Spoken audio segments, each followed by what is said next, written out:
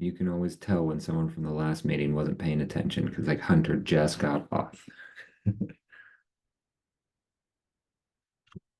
Bill, how you doing? Oh, you're muted.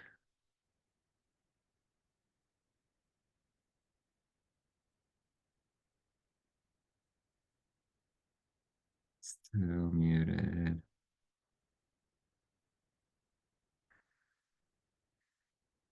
Looks like your technology doesn't want to let you talk.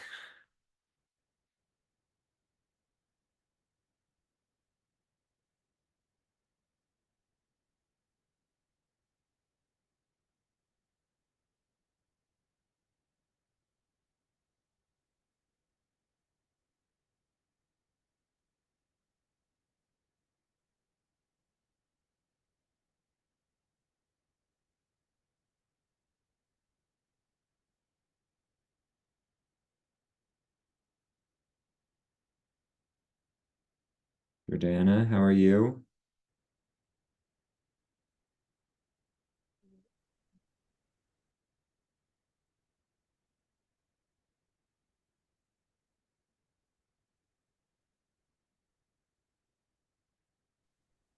Morning.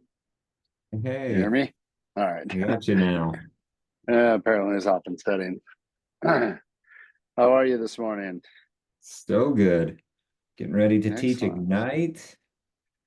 Oh, You Alex and know, I are already at down here, the so market.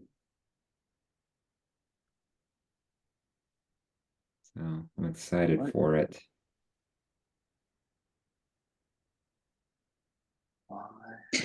Did you prepare or are you winging it? Did you Can't didn't you have tell us both. that you that's true. I say, didn't you tell us you wing it sometimes? Yeah, but not today. I have already taught this class, so it was an easy preparation because I didn't have to change very much.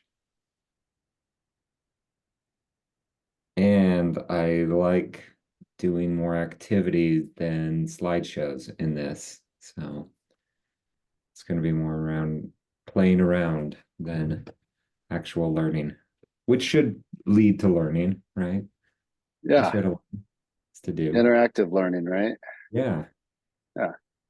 Hey, I you think guys are we going to learn teach better that me. way, actually. Good. Shoot.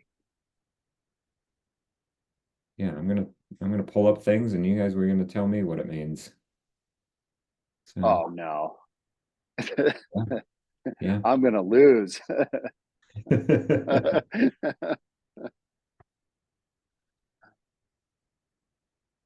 All right, what are we talking about today?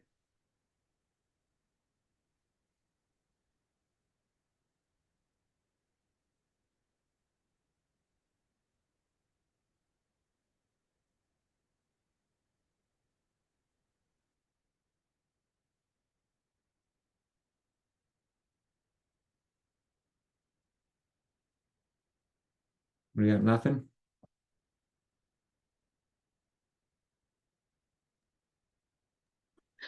I can ask a question. What is a good thing after the Jakers thing? Is there like a good follow-up? Like what's a good hey, other than like, hey, we love to like it was so great to see you.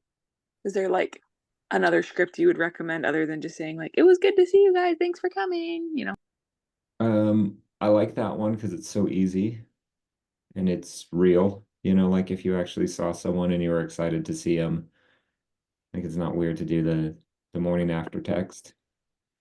Yes, yes. So, It's like so I was going to they ask you that too. Is there like a certain time? Do you let it kind of marinate for a day or two, or because I kind of jumped the gun and I sent people texts last night, and then I thought about it, and I'm like, with dating, there's like a 3-day rule. Is there a rule with this too? Jordana, was it you that I was joking with that I'm going to create a class that's called Real Estate is Not Dating? Or was that someone else? no, I think that was someone else, but that's hilarious. Yeah, real estate is not dating. That's um it's okay to be too eager. Oh, Amy, that was you. Yes, real estate is not dating. Um it's okay to reach out early and often and it's okay to keep reaching out if someone doesn't respond to you. In the dating world, that's very bad. You can't Yeah. like next day send a text and be like, I had such a great time. Can't wait to see you again. And then they don't respond. But you can do that with buyers and sellers, right? It was so great showing you houses yesterday. And then when they ghost you, you can text them a few days later and be like, hey, let's go out again. And then when they don't say anything, you keep sending them, you flirt with some properties. I feel like this class is building itself. Um, you could, Jordana, to answer your question a little more real, you could try to be more interactive, you know, with this being like a business thing, be like, hey, I'd love to feature some of the cool pumpkins that my clients have built off of the pumpkins they got from me on my social media or something dumb like that, and give them a reason to engage and be like, when your kids carve a pumpkin, let me know. And okay, I need someone that's way better at going viral than me. I have the best thing to do with pumpkins ever. My father did it to me for my whole life, and I had to ask him how it worked because it was so good. It was called money pumpkins. So make this go viral for me, okay? Here's what you do. When you hand your pumpkins to the kids to like clean out before they carve, you sneak a handful of change in the pumpkin. So what my dad said is he had had to cut the top off. He'd be holding a handful of change in one hand with cutting in the other. He was very skilled at this. He'd peek in to see how much money there was, and he'd drop all the change in there. And then he'd be like, "Oh, this pumpkin has a ton of money." To this day, I clean out pumpkins better than anyone in the world. Like you look in that pumpkin and it is like shaved down. It is so clean. It's because I used to earn money for doing that. And I don't know anyone else that does this, so I want people to go viral with it. Make this a new thing, the new So tooth wait a fairy. minute. So You yeah, so drop wait, the they money in before you clean it out? what Yep, was it like incentive to Uh, make it really clean? sort of, because then I would get money. So it was only $1 or two of change, but when you're a little But kid and you still, like have to scoop out the grossness of a pumpkin when you find money, you're all about that. yeah. That's a really good idea. I also don't go viral, but I mean, why not try? That's awesome. Okay. Okay. Well, you pass it to your people, we'll see what happens. And just remember that it started here. Okay. So when you see this on Instagram later or TikTok as someone like, here's the best idea, and everyone's like, I love that thought. It started here. Okay. Ritz is recording this, so we'll post this out later that we created it. You should copyright it. Yes. Trademark right now. TM. Perfect. Love it. Done. Um, yeah, so you can have some engaging conversations like that, like, oh hey, I just heard this coolest idea. Why don't you drop change in the pumpkin, make your kids clean it out, because then they'll clean it way better to try to earn that money. Or once they carve it, do that. Or, hey, I want to post like a collage or something on my story or something like that from everyone that was at the event. Send me a picture or tag me on Instagram or something like that. And doing all of that now makes it very real because it probably happened yesterday. So if someone did not post, that's a great excuse. So it's a great one.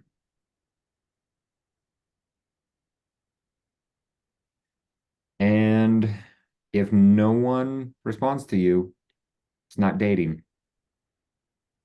right? So you can keep reaching out to them. Is that the same thing with the first time home buyer thing? Because with that, I'm getting a lot of, oh, well, we're not ready to buy. We're not ready to buy anytime soon. But I'm like, well, just come and learn, right? Yeah. That's valid, right? Yep. Yep. So I have let's see, we grew up in the same neighborhood. Actually my wife and her were best friends in middle school. So kind of small world, but my wife was also in my neighborhood, I guess not that small of a world. Anyway, I used to invite her to all of the events that I was doing. And I didn't have her phone number, so I'd just get on Facebook and I'd say, "Hey, I want to invite you to this event. Can you come?" And she would just never respond, ever, ever, like not a single response. One day I had this listing and I got an offer and I looked at the buyer's name and the last name was Bybee. And I knew she was getting married to someone that was named Cameron, right? Easy way to remember. And I was like, oh my goodness, this is her. So I messaged her like the creepiest message ever. Hey, did you just put an offer in on this house? And she's like, What the heck? yes. How did you even know that? Like, because I'm selling it. And so I called her agent. I was like, this is so funny. I know your buyers. I want to make it work out. Here's what we need to do. Anyway, we got under contract. They closed on the house. I looked back on our Facebook messages and I had 6 or 7 messages that were like, come to this event, come to this event. I'd love to see you at this. And she had never responded. The lesson that I take from that is I probably needed to be more engaging or actually really be her friend rather than just like event, event, event. I So never, a reach out single more one of her. genuinely than just Yep, events is the lesson yep, here. yep, be genuine. Like I should have talked to her, right? I knew all of these random things about her. Like I knew she was divorced. I knew she was marrying someone named Cameron.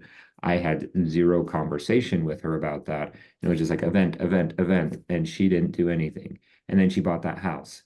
And then because she had a great experience, she sold the house with that same agent.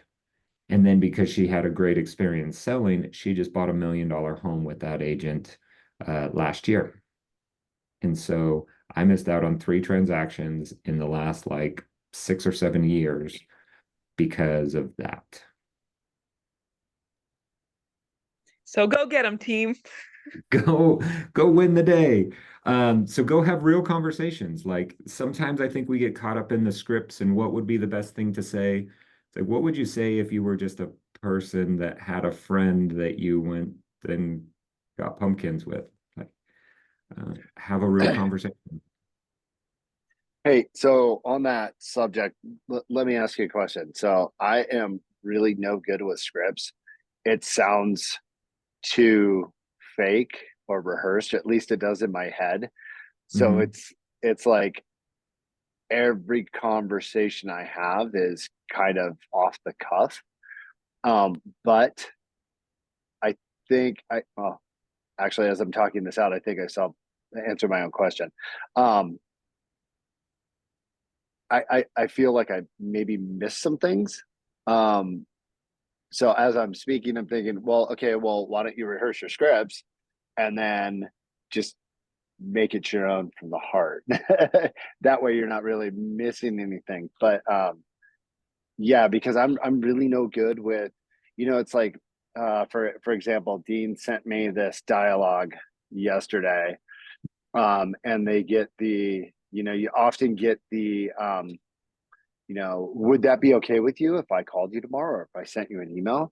And actually it's more than that. It's the salesman's um forgot the I can't think of the word I'm looking for, but it's so canned that it's almost kind of like when I hear it when people call me up and they use these things with me, I'm like, ugh, I hate being sold stuff. Stop. Just have a real conversation with me. I want to know who you are. I want to know about what you're doing and why you're doing it. What makes this better than the other? Um, without all the is that fair? So can we Yeah, talk about that so type of thing? um, Phil Jones, he wrote the book Exactly What to Say. That little black one right there on my bookshelf. Okay. Exactly what to say. Good finger coordination there, He Cameron. says that the worst time to think of something to say is in the moment that you are saying it. So as he mentioned this to a group of us in a training, someone raised their hand and said, wait a minute, how, like, what? That's so many things.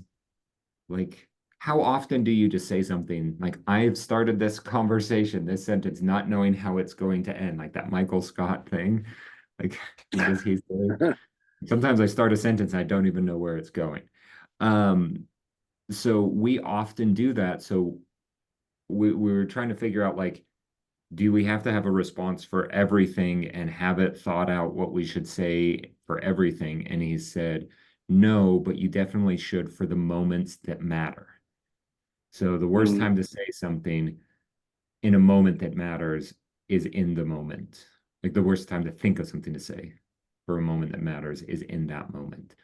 So there might be some times where you're like, I can get better scripted, or and scripted might be the wrong thing, but just have like a canned response, like some way that you move someone forward. For example, when I want to set an appointment with someone, the most common thing that I say is, you know what, it sounds like we should meet up because we'll be having this conversation. I'll be answering questions, we'll be going back and forth, and I'll be like, you know what, it sounds like we should meet up. And they say, okay, like every single time. Like that's my script. And it is a script. I have tried it a variation of different ways. I could probably improve it. If I talk to Phil Jones, he would probably have a bunch of better ways for me to say it. But I know when I do what comes naturally to me and then I want to set an appointment, I can just say that and I can get an appointment 9 times out of 10. If I okay, say that so too early, I don't get an appointment. And then I can go back and try to figure out where I went wrong. So I probably over explain and then drop that in, and it works really well for me. So if you were to look at what you're trying to script or improve upon, like which are the moments that matter and what can just kind of become from the heart, off the cuff type of an idea, and then what do you need to do to have like a few very key moments that you highlight or know exactly what to say to move things forward.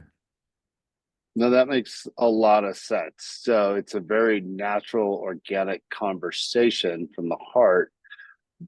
But this is the way I'm interpreting what you said. And Yep. tell me if I'm like completely off I base. like where you started. Um, but like you said, at the moments that matter, you're asking those pivotal questions that are going to either make the appointment or not get it, just airball. Yep. Is that Yeah, in yeah? my listing presentation, I have an idea of how I'm going to go and what I'm going to say, but it kind of changes every single time, right? Depending on the person, on the house, on the situation. There's a lot of variations that could go into that. So I couldn't have like a complete script that I follow. That would probably be nice. But I do have a couple of key phrases. Like after I cover the marketing plan, I say, does that sound like a game plan to sell your home? Have you heard of anything else that any other agents do that I did not cover? Because I See, don't that want to sounds leave. natural to me. Yep. That sounds good. And those two questions are for me to like it's a close, it's a soft close to be like, I'm gonna list your house. Do we have any issues with the marketing? Are you gonna come back with an objection and say, I've heard of another agent that will do this and this and this? Or my friend's agent did this. You know what? That's either not going to sell the house or I do it and I just didn't mention it because it's not a big deal, but they think it is. So I ask those two questions and then I know I am good on the marketing. Let's move on to the next thing, which is price in my world. So then I can talk about the price. And then when we agree on it, I say, hey, put me to work. You know, I have these little sayings that I do during these times. So you can start to script out a few of the things and then, yeah, like you were saying, come from the heart, have the real conversation, but you know exactly where you're going to go because I know I'm going to talk about marketing and I'm going to end with the soft close. So do that. Okay. So, hey, come to the office, come hang out with me and Ignite here in 13 minutes, and then we will see you all later. Have a great one. See you. See you. Thanks, Cameron.